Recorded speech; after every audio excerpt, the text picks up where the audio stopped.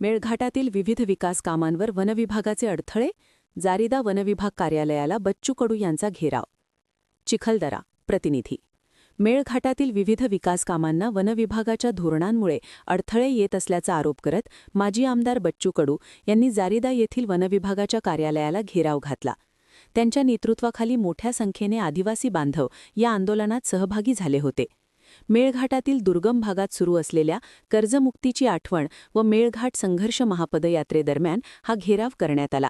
जारिदा येथील वनविभाग कार्यालयासमोर आंदोलन करत बच्चू कडू यांनी आदिवासी नागरिकांच्या समस्या अधिकाऱ्यांसमोर मांडल्या. यावेळी त्यांनी स्थानिकांशी संवाद साधून त्यांच्या अडचणी जाणून घेतल्या. या भागात रोजगार, शिक्षण, आरोग्य आणि विशेषतः मोबाईल नेटवर्क यांसारख्या मूलभूत सुविधांचा मोठा अभाव असल्याचे त्यांनी सांगितले. अनेक गावांमध्ये अजूनही पाणी, वीज आणि रस्त्यांच्या समस्या कायम असल्याचे त्यांनी नमूद केले. बच्चू कडू यांनी आरोप केला की मेळघाटात निधी आणि योजना उपलब्ध असूनही वनविभागाच्या कठोर नियमांमुळे अनेक विकासकामे रखडली आहेत.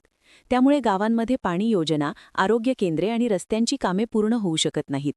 रणीगाव येथील जलजीवन मिशन अंतर्गत सुमारे 3 कोटी रुपयांची पाणी योजना 90% पूर्ण झाली असली तरी उर्वरित कामासाठी वनविभागाची परवानगी मिळालेली नाही. तसेच चिलाटी, सुमिता आणि कुंटिटा या गावांमध्ये खांब उभे करण्यास परवानगी नसल्याने वीज पोहोचू शकलेली नाही. एकताई येथे प्राथमिक आरोग्य केंद्राच्या इमारतीचे बांधकामही वनविभागाच्या नियमांमुळे थांबले असल्याचा आरोप करण्यात आला. या सर्व प्रश्नांवर निर्णय घेण्यासाठी वनविभाग, महसूल विभाग आणि जिल्हा प्रशासनाची संयुक्त बैठक घेण्यात येणार असल्याचे सांगण्यात आले. मात्र ठोस निर्णय होईपर्यंत वनविभाग कार्यालयावरील घेराव सुरूच राहील असा इशारा बच्चू कडू यांनी दिला. जर तुम्हाला हवे असेल तर मी यासाठी 2-3 ओळींचा शॉर्ट टायटल, हेडलाईन आणि सोशल मीडियासाठी कॅप्शन देखील तयार करून देऊ शकतो. आम्ही आता 70 किलोमीटरच्या जवळपास आम्ही चालत आलो आहे आणि प्रत्येक ठिकाणी शाळेच्या बोंबा आहे. इथे सुद्धा तेच स्थिती आहे. इथे जर तुम्ही पाहिलं तर हे व्हायरस सगळे हे फक्त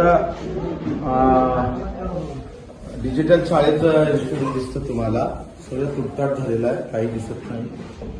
म्हणजे हे सगळे या पोरांचं भविष्य आहे. हे जे पोरं आहे या शाळेत सुद्धा 1 ते 4 मध्ये 1 ते 5 शाळा आहे आणि एकच खोली आहे एवढी. या एका खोलीमध्ये 1 ते 5चे पोरं बसतात. 1 ते बरोबर आहे, सगळे इथंच बसतात ना. किती 40 पोरं इथं बसतात 1 ते 5चे आणि एकत्रित शिकवलं जातं कारण रूम एकच आहे. रूम एक असल्यामुळे काय झालंय, शिक्षक 2 आहेत. शिक्षक थोडे बरे येतात ते आणि शिक्षक यांचे 15-15 दिवसाने येतं आणि तो आलं तर राहायची काही सोय नाही आहे गावात. लाईन नाही, पाणी नाही, त्याच्याने तो गावात राहत नाही.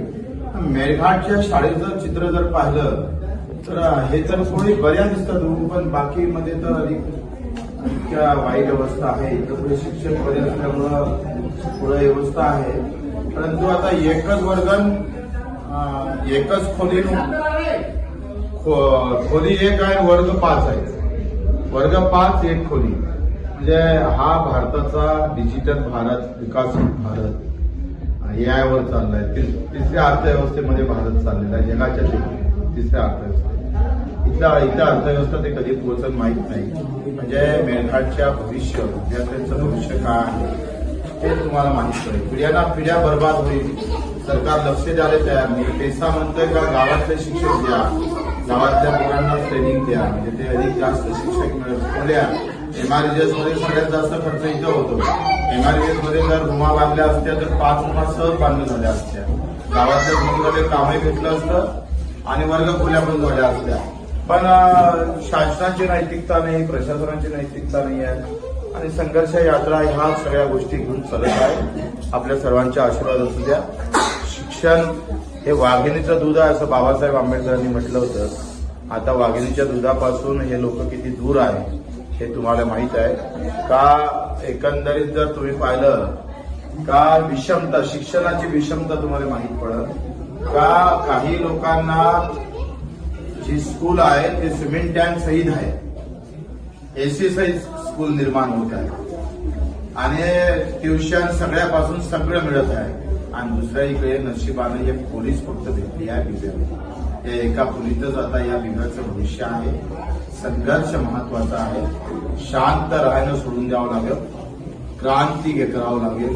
क्रांतीची मशाल हाती घ्यावी लागेल. खरं तर हीच सगळ्या वेदना दुःख घेऊन आम्ही चालतो आहे.